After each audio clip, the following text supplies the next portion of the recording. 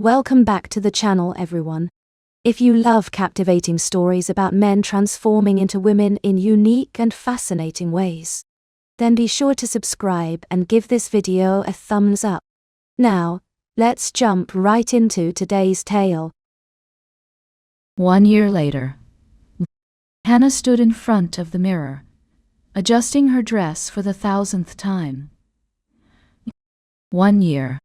365 days of waking up next to Craig, of stealing his hoodies, of making him blush with increasingly outrageous innuendos at the most inappropriate moments. "You know," she called out to Craig, who was attempting to tame his eternally messy hair in the bathroom. "Most couples celebrate their anniversary on their first date. We're celebrating the night I finally got tired of your staring and jumped you." "That's not exactly how I remember it," Craig protested, appearing in the doorway looking unfairly handsome in a dark blue button-down that matched his eyes. "No? Because I distinctly remember straddling you on that couch and practically begging you to kiss me." Craig's ears turned pink. "I was building up to it. For 4 months." She turned to face him, grinning. "Face it, dream boy. If I hadn't taken matters into my own hands, you'd still be sitting on that couch pretending not to stare at my ass." "I wasn't." He caught her knowing look and changed tactics. "I was appreciating the results of my subconscious desires." "Oh, is that what we're calling it now?" She sauntered over to him, smoothing his collar. "And here, I thought you were just being a typical guy, checking out the hot blonde." Craig caught her hands, pulling her closer. "You know it was more than that." "Was it?" She smiled up at him. "Because I remember someone being very thorough in his appreciation that night." "Hannah," he groaned, but she could see him fighting a smile. "Craig." She mimicked his tone. "You still haven't told me where we're going tonight." "It's a surprise." "I hate surprises." "No, you don't. You love them. You just hate not being in control." "Same thing." She pouted, but her eyes sparkled with mischief. "Give me a hint." "Not a chance." He kissed her forehead. "But I will say this, it's somewhere special. Special like that time you tried to cook me a romantic dinner and nearly burned down the kitchen." "That was one time. One very memorable time." She agreed cheerfully. "The firefighters were very understanding, though. Especially after I explained how you were trying to impress your magically transformed best friend turned girlfriend." Craig rolled his eyes. "I did not tell them that." "No? But wouldn't it have been fun if you had?"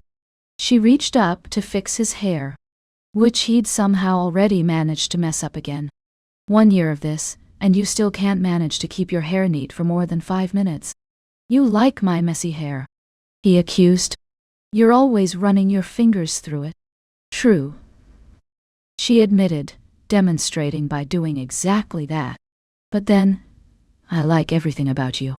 Even your terrible cooking." His expression softened into that look that still made her heart skip, like she was the most precious thing in his world. "I love you. You know that?"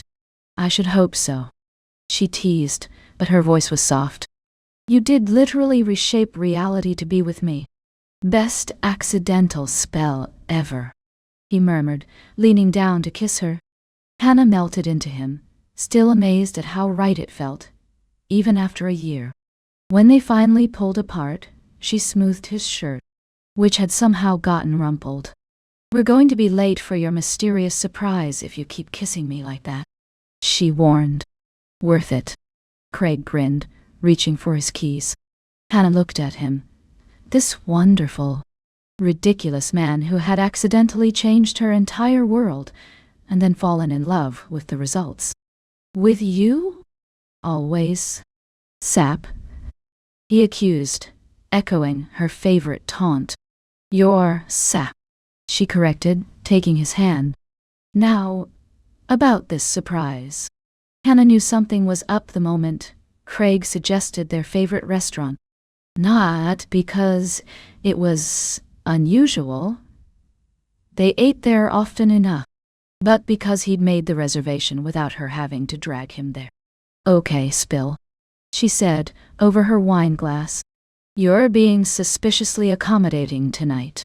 Craig almost choked on his water. What? I'm always accommodating. Please, she scoffed. Last week you spent 20 minutes arguing that takeout was a perfectly acceptable anniversary dinner. It was raining. It was drizzling, she corrected, eyes twinkling.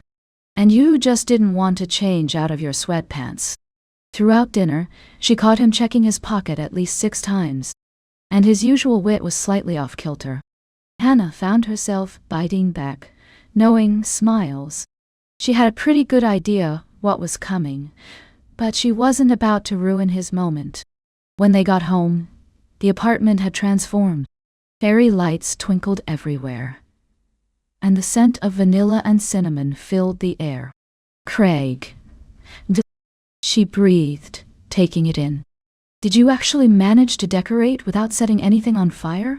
Your confidence in me is overwhelming. He deadpanned, but his voice had a nervous edge. Well, given your track record with romantic gestures. She turned to him with a teasing smile. Remember Valentine's Day?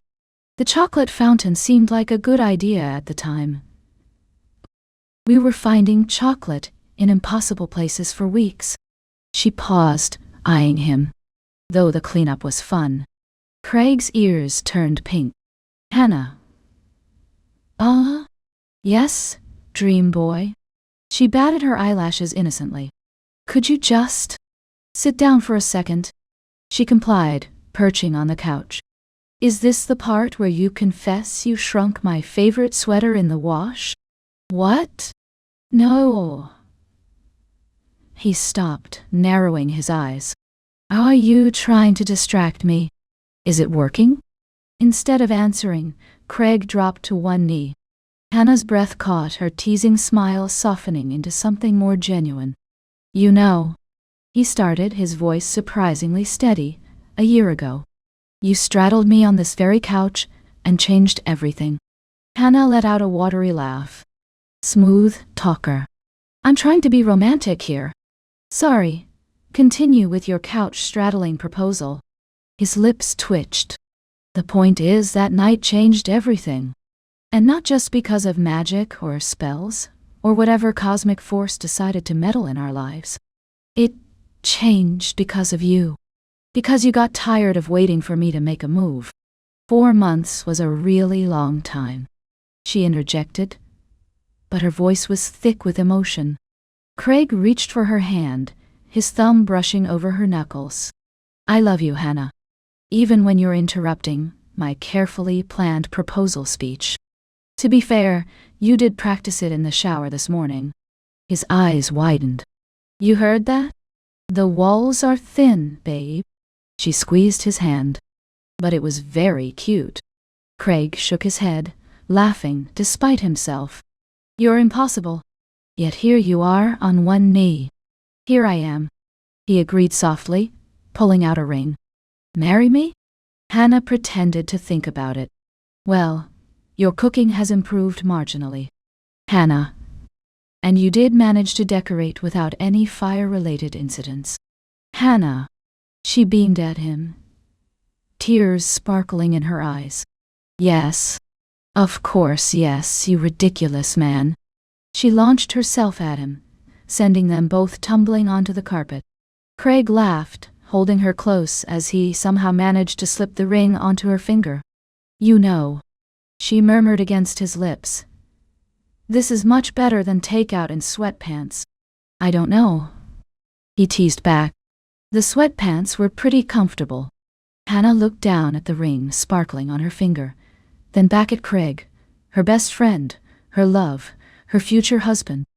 Worth the upgrade. Yeah. His eyes softened as he brushed away, a happy tear from her cheek.